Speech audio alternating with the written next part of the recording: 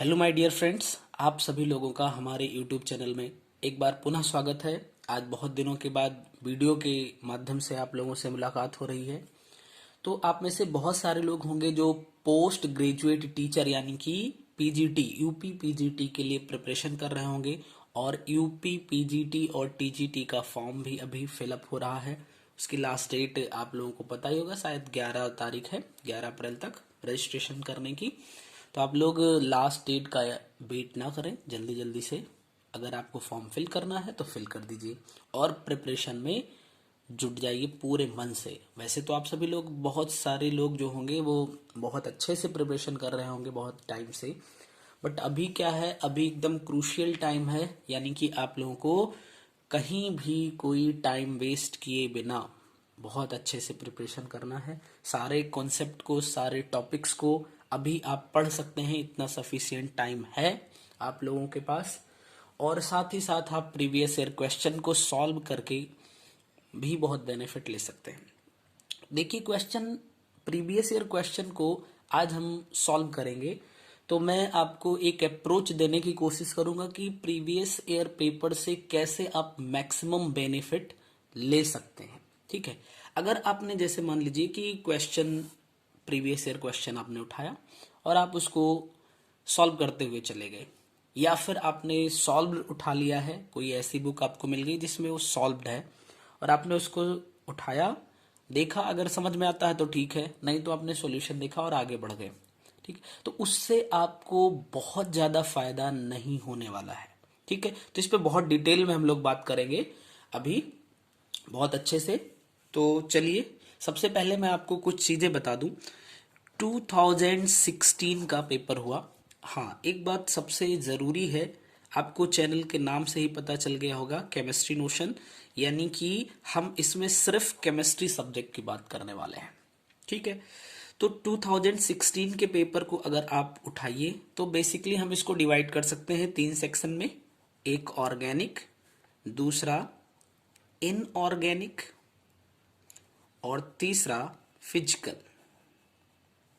ठीक है, तो ऑर्गेनिक से 44 क्वेश्चन आपके 2016 के पेपर में पूछे गए हैं। इनऑर्गेनिक से भी 44 क्वेश्चन है और फिजिकल से आपके 37 क्वेश्चन है, और ये इसका टोटल जो सम होगा वो 125 क्वेश्चन का होगा। यानी कि इसको आप भी काउंट कर सकते हैं। तो मोटे तौर पे अगर हम देखें तो सबका रेशियो, यानी कि फिजिकल हो या इनऑर्गेनिक हो या ऑर्गेनिक हो, इनका वेटेज जो है वो नियरली इक्वल है, थोड़ा सा ही चेंज है। यानी कि फिजिकल से थोड़ा सा कम पूछा है, ऑर्गेनिक से थोड़ा ज्यादा, और आई एम सॉरी, हाँ, इनऑर्गेनिक से और ऑर्गेनिक से थोड़ा सा ज्यादा पूछा है। तो देखिए, ये तो 2016 का है। अगर और इसके आप पीछे जाएंगे तो वहां पे कहीं किसी किसी जगह पे फिजिकल का भी वेटेज ज्यादा कर दिया है, इनऑर्गेनिक से थोड़ा सा कम कर दिया या ऑर्गेनिक से भी थोड़ा सा कम कर दिया। ठीक है, तो इसका मतलब ये है कि आप इस चीज के लिए प्रिपेयर रहेंगे कि नियर अबाउट 33% तीनों सेक्शन से हमें क्वेश्चन पूछा जाना है। यानी कि आप किसी भी एक सेक्शन को ड्रॉप नहीं कर सकते हो, और अभी टाइम है, आप लग जाइए। जिनकी प्रिपरेशन थोड़ी लग रहा है कि अभी वीक है, अभी कुछ बिगड़ा नहीं है, बहुत टाइम है, आप बस अच्छे से लगो और प्रिपरेशन करिए। तो अब बात आती है कि प्रीवियस ईयर क्वेश्चन को सॉल्व करने की। तो प्रीवियस ईयर क्वेश्चन जैसे कि 2016 का अगर आप पेपर उठाएंगे तो आपको पहला क्वेश्चन मिलेगा, which of the following is not an electrophile. Which of the following is not an electrophile. ठीक, अब आपको 4 ऑप्शन दिया हुआ है। फर्स्ट ऑप्शन है H+, सेकेंड ऑप्शन है Br+, थर्ड ऑप्शन है NH3 एंड फोर्थ ऑप्शन है BF3। ठीक, अब ये आपको क्वेश्चन मिला, बहुत सारे लोग होंगे फटाक से तुरंत इसका आंसर बता देंगे कि इसका आंसर जो है वो कौन सा होने वाला है, सी होने वाला है। ठीक, लेकिन अब ये कैसे हुआ, जिनको आता है उनके जुबान पे है वो तो बहुत अच्छी बात है, लेकिन बहुत सारे लोग क्या होगा कि अच्छा ये आंसर इसका ए दे रहा है या सी दे रहा है तो बस यही होगा, ऐसे मत पढ़िए। एक क्वेश्चन मिला आपको, अगर मन में कोई डाउट है तो इस क्वेश्चन को आप इतने अच्छे से पढ़िए, यानी इसका एक्सप्लेनेशन जो करिए, आप एक प्रॉपर नोट्स बनाइए और इसका एक्सप्लेनेशन जो करिए इतने अच्छे से कर लीजिए कि फिर इस टाइप से अगर कहीं कोई क्वेश्चन मिल जाए तो आप वहां पे रुको ना। ठीक है, यानी कि इसने इलेक्ट्रोफाइल की बात की तो आपको जानना पड़ेगा कि इलेक्ट्रोफाइल क्या है, व्हाट इज एन इलेक्ट्रोफाइल। अगर आप इलेक्ट्रोफाइल के बारे में जान जाओगे पूरी कहानी इसकी अच्छे से, तो फिर कभी इलेक्ट्रोफाइल आएगा तो आप वहां पे फंसने वाले नहीं हो। तो अब इलेक्ट्रोफाइल क्या होता है, इसकी पहली डेफिनेशन आप बता सकते हो, electro means electron plus file means lover, यानी कि इलेक्ट्रॉन लवर, आप इसको बोल सकते हो इलेक्ट्रॉन लवर स्पेसीज, या फिर आप इसी को बोल सकते हो इलेक्ट्रॉन लवर है, यानी इलेक्ट्रॉन को अगर कोई स्पेसीज पसंद कर रहा है तो कौन इलेक्ट्रॉन को पसंद करेगा, इलेक्ट्रॉन के खुद के ऊपर क्या है, नेगेटिव चार्ज है, यानी जो स्पेसीज इलेक्ट्रॉन को लाइक करेगी या उस साइड में अट्रैक्ट होगी, मीन्स कि उसके पास इलेक्ट्रॉन की डेफिशिएंसी होगी। आप इसको कह सकते हो इलेक्ट्रॉन डेफिशिएंट स्पेसीज। ठीक, कोई दिक्कत नहीं। या फिर आप इसको कह सकते हो इलेक्ट्रॉन सीकिंग स्पेसीज। तो आप इलेक्ट्रोफाइल को एक मतलब कि वन वर्ड में अगर डिफाइन करना चाहें तो आप कह सकते हैं इसको तीन तरीके से। पहला है इलेक्ट्रॉन लवर स्पेसीज, दूसरा इलेक्ट्रॉन डेफिशिएंट स्पेसीज और तीसरा है इलेक्ट्रॉन सीकिंग स्पेसीज। इनको ही आप बोलते हो लुईस एसिड। ठीक, अब देखिए इलेक्ट्रॉन डेफिशिएंट सेंटर दो टाइप के हो सकते हैं। कैसे, एक तो हो सकता है चार्ज्ड, यानी कि हो सकता है वो चार्ज्ड हो और हो सकता है कि वो न्यूट्रल हो सकता है कि वो चार्ज्ड हो सकता है वो न्यूट्रल हो। तो अगर चार्ज्ड है तो चार्ज दो तरीके से हो सकता है, एक पॉजिटिवली चार्ज्ड और एक निगेटिवली चार्ज्ड।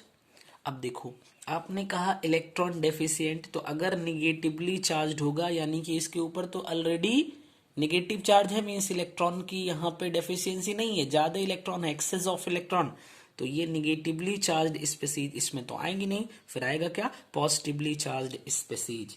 यानी आप लिख सकते हो H plus, H3O plus, Br plus, NO plus etc, यानी जितने भी लोगों के ऊपर पॉजिटिव चार्ज लगा है वो सब पॉजिटिवली चार्ज स्पेसीज जो होंगी इलेक्ट्रोफाइल हो जाएंगी। ठीक ना। अब दूसरी बात आती है न्यूट्रल। तो न्यूट्रल में भी क्या होता है, डेफिशिएंसी ऑफ इलेक्ट्रॉन होती है, मीन्स कि आउटर सेल में स्पेसीज के जो सेंट्रल एटम होता है उसके आउटर सेल में अगर ऑक्टेट रूल फॉलो नहीं हो रहा है, उससे कम इलेक्ट्रॉन है, तो मीन्स कि वो क्या हो जाएगा, इलेक्ट्रॉन डेफिशिएंट हो जाएगा और उस पर कोई चार्ज नहीं है इसलिए न्यूट्रल हो जाएगा। ठीक है, तो इसको आप इसकी कैटेगरी में लिख सकते हैं AlCl3, BF3, SO3, CS2, PCl3 etc, ऐसे बहुत ढेर सारे होते हैं, आप इनको लिख सकते हैं। मैं मोस्टली क्या कर रहा हूं, मैं ये जो आपके पास लिस्ट लिख रहा हूं, ठीक है, ये पहली बात तो बड़े सिंपल है, बहुत टफ नहीं है, और दूसरी बात यही एग्जाम में घुमा फिरा के ज्यादा पूछा जाता है। ये मत सोचिएगा खाली यही 4-5 पूछा जाता है, और भी पूछे जाते हैं, बट इनकी जो पूछे जाने की फ्रिक्वेंसी होती है वो थोड़ी सी ज्यादा होती है। तो आई थिंक आपको इलेक्ट्रोफाइल समझ में आ गया होगा, बहुत शॉर्ट में, बहुत अच्छे से। अब चूंकि इलेक्ट्रोफाइल आ गया तो इसी का एक छोटा भाई है, उसका नाम है न्यूक्लियोफाइल। तो बड़े भाई से रिलेटेड या छोटा भाई कुछ भी कह लो, मैं बस वैसे ही मजाक के लिए बोल रहा हूं, ठीक है। तो अगर इलेक्ट्रोफाइल से रिलेटेड क्वेश्चन आया तो हो सकता है कि अगले पेपर में न्यूक्लियोफाइल से रिलेटेड क्वेश्चन आ जाए, तब आप क्या करोगे, अरे मैं तो इलेक्ट्रोफाइल वाला ही करके गया था, ऐसा तो नहीं होगा ना। चलिए फिर, तो न्यूक्लियोफाइल को हम कैसे कह सकते हैं कि यहाँ पे देखिए ये इलेक्ट्रॉन लवर था, ठीक, यहाँ पे डेफिशिएंसी ऑफ इलेक्ट्रॉन थी, ये इलेक्ट्रॉन सीकिंग था, तो सिर्फ इलेक्ट्रॉन को यहां पे आपको हटाना है, न्यूक्लियस लाना है। तो आप इसको पहली बात कह सकते हो न्यूक्लियस, न्यूक्लियस लवर। दूसरा आप कह सकते हो इसको न्यूक्लियस सीकिंग। तीसरा आप इसको कह सकते हो इलेक्ट्रॉन रिच। यहां पे इलेक्ट्रॉन डेफिशिएंट था और ये इलेक्ट्रॉन रिच स्पेसीज, ठीक, ये सब न्यूक्लियोफाइल हो जाएंगी। अब इसमें भी अगेन अगर एग्जाम्पल पे देखो तो ऑल निगेटिवली चार्ज्ड स्पेसीज जो होंगी वो सारी की सारी न्यूक्लियोफाइल हो जाएंगी। इसमें भी एक और कैटेगरी हो जाएगी न्यूट्रल की। तो अब देखिए चले, अगर निगेटिवली चार्ज स्पेसीज है मींस कि उनके ऊपर निगेटिव चार्ज लगा है, H minus, Cl minus, Br minus, fluorine minus, और भी चलो तो OH minus, again Cn minus, again RO minus, etc। आप ऐसे बहुत ढेर सारे लिख सकते हो, बस निगेटिव चार्ज उन पे है तो सारी की सारी न्यूक्लियोफाइल हो जाएंगी, ठीक है। अब न्यूट्रल स्पेसीज में अगर इसमें बात करो तो जिनके पास भी लोन पेयर इलेक्ट्रॉन दिख जाए, H2O में O के पास लोन पेयर इलेक्ट्रॉन है मीन्स ये न्यूट्रल है क्योंकि इस पे कोई चार्ज नहीं है, but it has excess of electron, so it is nucleophile. Next पे अगर आप चलें तो ROH, आप यहां पे देखो क्या है, इसके पास लोन पेयर इलेक्ट्रॉन है। ऐसे ही आप देखो NH3, इसके पास भी लोन पेयर इलेक्ट्रॉन है। ऐसे आप ROR भी देख सकते, इसके पास लोन पेयर इलेक्ट्रॉन है, ठीक। तो ये सारे के सारे जो होंगे वो न्यूट्रल न्यूक्लियोफाइल हो जाएंगे। तो आपने क्वेश्चन तो एक देखा, अब यहां से आप इतने एक्सप्लेनेशन अच्छे से देखने के बाद आओ देखो इलेक्ट्रोफाइल नहीं है, इलेक्ट्रोफाइल इसमें से कौन सा नहीं है। तो आप देखो इलेक्ट्रोफाइल मींस कि electron deficient, centre positive charge लगा है, भैया इलेक्ट्रॉन डेफिशिएंट है, इलेक्ट्रॉन डेफिशिएंट है। BF3 इसके पास 8 से कम इलेक्ट्रॉन है, बी के पास जो सेंट्रल एटम है मींस कि ये इलेक्ट्रॉन डेफिशिएंट है। बचा क्या, NH3, इसी के पास लोन पेयर इलेक्ट्रॉन है यानी कि इलेक्ट्रॉन रिच है यहाँ पे सेंटर, इसका मतलब ये न्यूक्लियोफाइल हो जाएगा, ये इलेक्ट्रोफाइल नहीं है। अगर आपने एक क्वेश्चन, मैं कह रहा हूं आप 3 क्वेश्चन करो, 4 क्वेश्चन करो, 2 क्वेश्चन करो, एक बार में आप बैठो 2 क्वेश्चन करो, कोई बात नहीं है। 2 क्वेश्चन को आप 1 घंटे में करो फिर भी कोई प्रॉब्लम नहीं, लेकिन इस एक क्वेश्चन ने आपने आपको इलेक्ट्रोफाइल और न्यूक्लियोफाइल को बहुत अच्छे से क्लियर करवाया, यानी कि आपको इलेक्ट्रोफाइल और न्यूक्लियोफाइल से रिलेटेड कोई क्वेश्चन मिलेगा तो अब आप वहां पे फंसने वाले नहीं हो। तो मेरा ये कहने का मतलब है प्रीवियस ईयर क्वेश्चन सॉल्व करने का मतलब क्वेश्चन सॉल्व करना नहीं, जो क्वेश्चन है उसकी हेल्प से कॉन्सेप्ट को बूस्ट करना, और अगर फिर उस टाइप का यानी उस कॉन्सेप्ट पे बेस्ड दोबारा से क्वेश्चन मिल जाए तो वहां पे आपको बहुत अच्छे से काम करना, ठीक। अब चलिए आते हैं, तो ये एक क्वेश्चन था। अब क्वेश्चन नंबर 2 पे चलें तो पूछा है question number 2, heat change at constant volume del QV is equal to which of these? Option है del U, option B del H, option C del G and option D del S. ठीक है। You होता है internal energy, H होता है enthalpy, जी होता है Gibbs energy और एस होता है एंट्रोपी। ठीक है। तो अब थर्मोडायनामिक्स यहां पे देखिए, ये क्वेश्चन आ गया आपका थर्मोडायनामिक्स से, यानी कि अब आप अगर ये क्वेश्चन नहीं जानते हो तो इस क्वेश्चन को सॉल्व मत करो। सबसे पहले आप रुको, आप जाओ थर्मोडायनामिक्स के सारे चीजें अच्छे से पढ़ लो, उसके प्रॉपर नोट्स बना लो, फिर इस क्वेश्चन पे आओ। नहीं तो क्वेश्चन करने का कोई विशेष फायदा आपको नहीं होने वाला है। बट टाइम कम है और मैं इसको आपको समझाने की कोशिश कर रहा हूं, तो मैं तो आपको ये बताऊंगा ही कि अगर आपने कॉन्सेप्ट नहीं पढ़ा है तो टर्मिनोलॉजी तो आपको जाननी ही पड़ेगी भाई। ठीक है। और उसके बाद फिर आप इस पे आ जाओ। तो ये क्वेश्चन आपका बेसिकली थर्मोडायनामिक्स से है और थर्मोडायनामिक्स में ही, ठीक है, पहला इसमें लॉज गिवन है, first law of thermodynamics, second law of thermodynamics and third law of thermodynamics.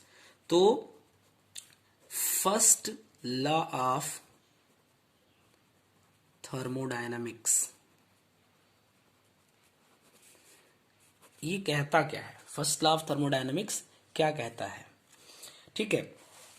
इस लॉ को हम एनर्जी कंजर्वेशन लॉ भी कहते हैं या law of conservation of energy भी कह सकते हैं आप। Law of conservation of energy. क्यों? क्योंकि ये जो लॉ है ये एनर्जी के कंजर्वेशन की बात करता है। ठीक। अब देखिए, इसके अलग अलग बुक्स में भी और कहीं कहीं पे तो दो तीन डेफिनेशन लिखी होती है। बट क्या है कि जब मल्टीपल चॉइस क्वेश्चन पूछा जा रहा है तो आपसे कभी डायरेक्ट थर्मोडायनामिक्स लॉ जो है इसकी विशेषताएं या इसके कैरेक्टरिस्टिक्स में पूछ लेता है, which of the following statement is related to first law of thermodynamics. अगर इस टाइप का क्वेश्चन आपसे पूछ लिया तो फिर आप क्या करोगे, यानी कि उसके जो ट्रू स्टेटमेंट है उसको भी आपको जानना पड़ेगा। तो अब उसकी लैंग्वेज डिफरेंट डिफरेंट टाइप की हो सकती है। ठीक है। तो अगर हम इसके बात करें तो फर्स्ट जो स्टेटमेंट आप कह सकते हैं कि energy can not be created और destroyed, it can transfer from one form to another form only. तो आप इसको लिख सकते हैं अगर लिखना चाहे, energy can not be created और डिस्ट्रॉयड। ठीक है। It can only change from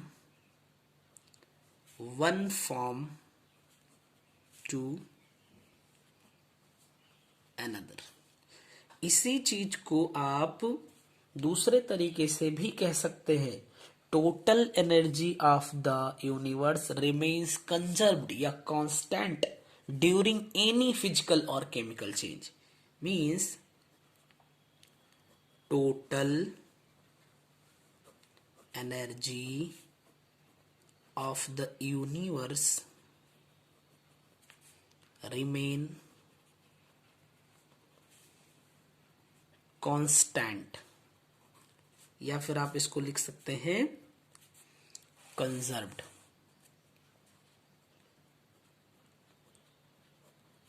during any change.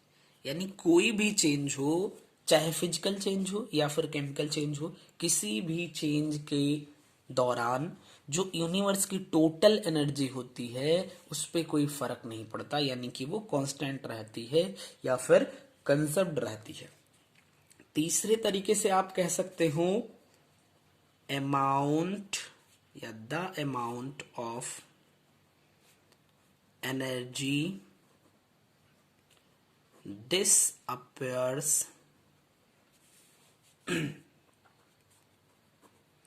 is equal to amount of energy reappears in other form। यानी कि एक फॉर्म से एनर्जी अगर डिसअपेयर हो रही है तो जितनी अमाउंट ऑफ एनर्जी डिसअपेयर होगी वो दूसरे फॉर्म में उतनी ही अमाउंट ऑफ एनर्जी क्या हो जाएगी, फिर से आ जाएगी, यानी कि रीअपियर्स हो जाएगी। तो ये भी तो कंजर्वेशन से ही रिलेटेड हुआ। तीसरी बात आप कह सकते हो, it is impossible to construct a perpetual machine.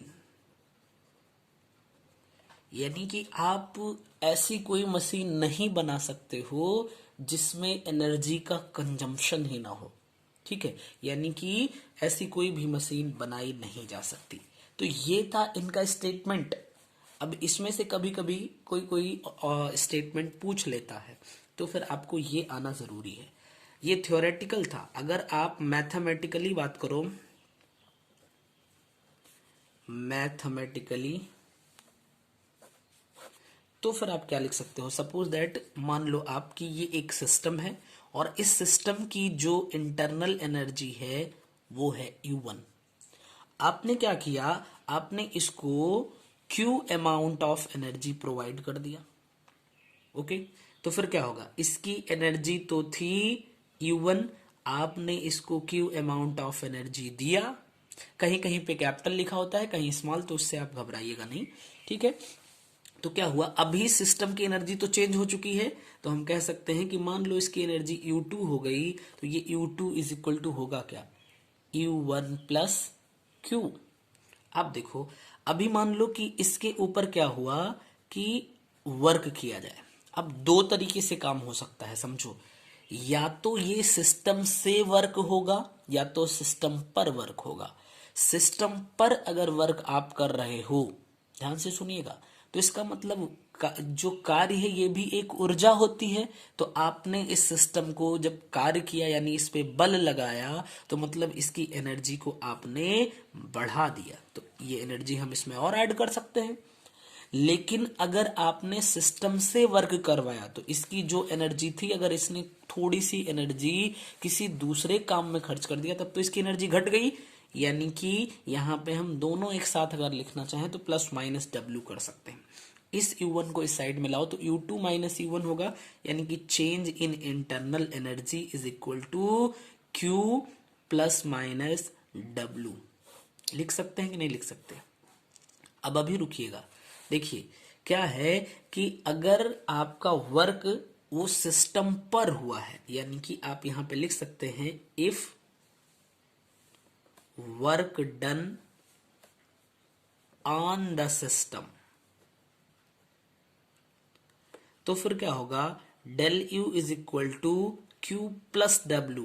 यानी आपने सिस्टम पर वर्क किया है तो उसकी एनर्जी को बूस्ट किया, बढ़ा दिया, तो del you is equal to Q plus W लिख सकते हो।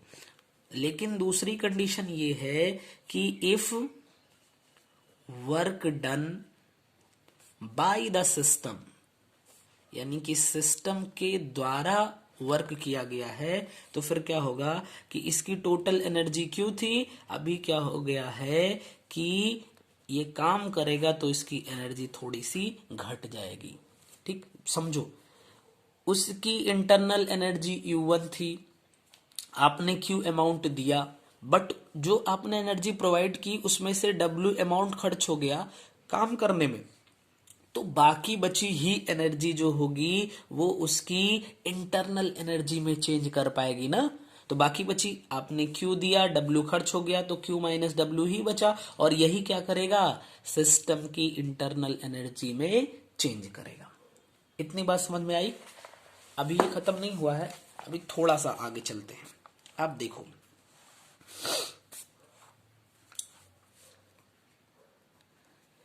F is equal to P into A कह सकते हैं।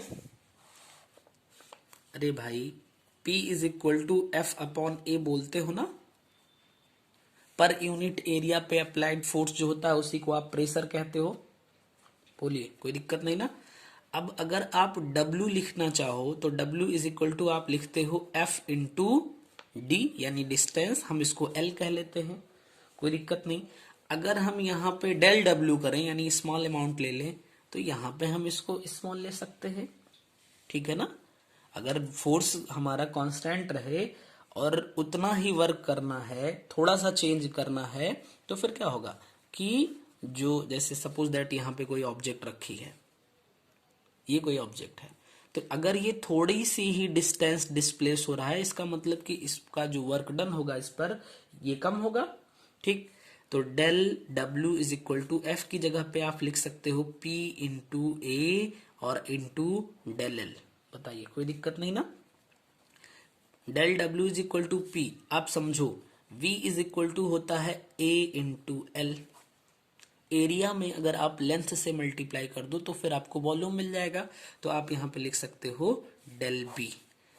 अब देखो, अभी आपने लिखा था कि del you is equal to होता है Q प्लस माइनस W, तो W की जगह पे P डेल बी आप लिख सकते हो, ठीक ना। अब इसने कहा है, क्वेश्चन आपका पूछा हुआ था, heat change at constant volume, यानी कि वॉल्यूम को कर दो आप कांस्टेंट, तो यानी कि चेंज इन वॉल्यूम हो जाएगा 0। अब अगर आप यहाँ पे 0 रखो तो डेल यू जो होगा वो इज इक्वल टू किसके हो जाएगा, क्यू के हो जाएगा कि नहीं। यहाँ पे आप लिख सकते हो del u v is equal to Q के हो जाएगा, यानी कि आप समझो जो आपने एनर्जी दिया वो सिर्फ और सिर्फ क्या करेगी, सिस्टम की इंटरनल एनर्जी को इनहेंस कर जाएगी, ठीक। तो आपने आज किया तो 2 क्वेश्चन, लेकिन इस 2 क्वेश्चन की हेल्प से आपने बहुत अच्छे से सारी चीजें देखा। अब आपको अगर थर्मोडायनामिक्स के फर्स्ट लॉ से रिलेटेड क्वेश्चन पूछता है या न्यूमेरिकल पूछता है तो आई होप कि आप जरूर कर ले जाएंगे, उस पर फंसेंगे नहीं, ठीक है। तो बहुत लंबा वीडियो नहीं करते हैं, आज के लिए इतना ही, और फिर अगले वीडियो में मिलेंगे तो आगे हम लोग चर्चा करेंगे। और 2016 का पूरा मैं बहुत अच्छे से ऐसे ही एक्सप्लेनेशन करने की कोशिश करूंगा सारे क्वेश्चन की, तो इससे क्या होगा, आपके कॉन्सेप्ट भी रिवाइज हो जाएंगे और आपका 1 साल का प्रीवियस ईयर क्वेश्चन भी सॉल्व हो जाएगा।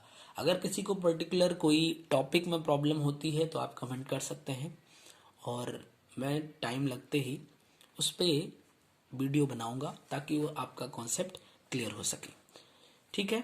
तो आज के लिए इतना ही, चलिए, थैंक यू।